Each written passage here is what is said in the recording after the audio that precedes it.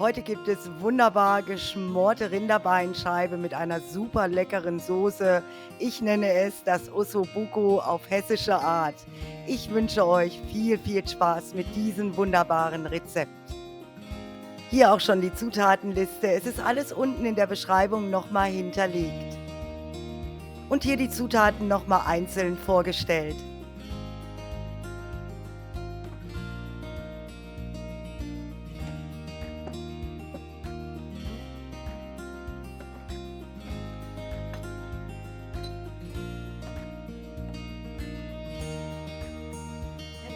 So, die Rinderbeinscheiben werden von beiden Seiten kräftig gesalzen und gepfeffert.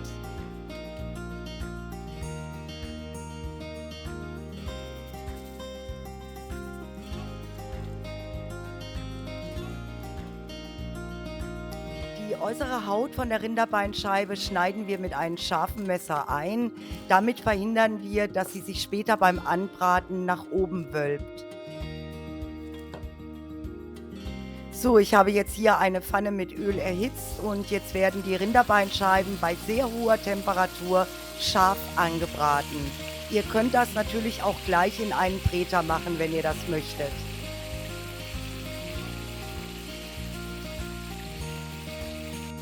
Wenn Sie Farbe von der einen Seite angenommen haben, das ist so circa nach 2 Minuten, dann wende ich sie und brate sie von der anderen Seite an.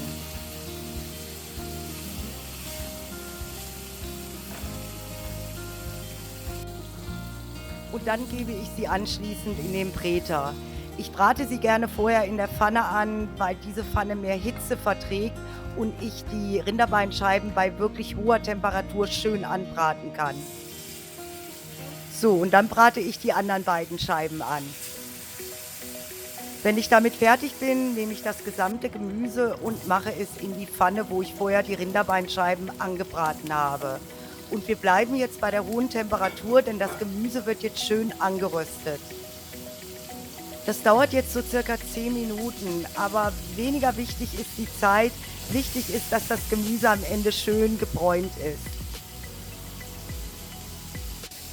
So sieht das bei mir zurzeit auf dem Herd dann aus. Hier wende ich jetzt das Gemüse nach circa, ich schätze mal so 2 Minuten das erste Mal. So, und jetzt gebe ich den gehäuften Esslöffel Tomatenmark dazu, mache ein bisschen Platz in der Pfanne und röste erstmal nur das Tomatenmark von jeder Seite kurz an. Und dann vermenge ich es mit den anderen Gemüse. Das Tomatenmark jetzt nochmal für circa 2 Minuten mit anrösten. So, und jetzt löschen wir das Ganze mit der Hälfte des Weins ab, also 125 Milliliter, und lassen den Wein komplett einkochen. Wenn der Wein eingekocht ist, geben wir die andere Hälfte von dem Wein dazu und lassen ihn jetzt bis zur Hälfte einkochen.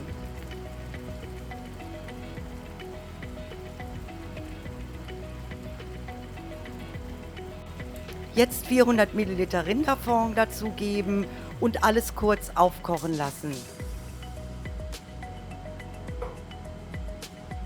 Zum Schluss die Dose Tomaten mit dazugeben, alles gut umrühren und auch noch mal kurz aufkochen lassen.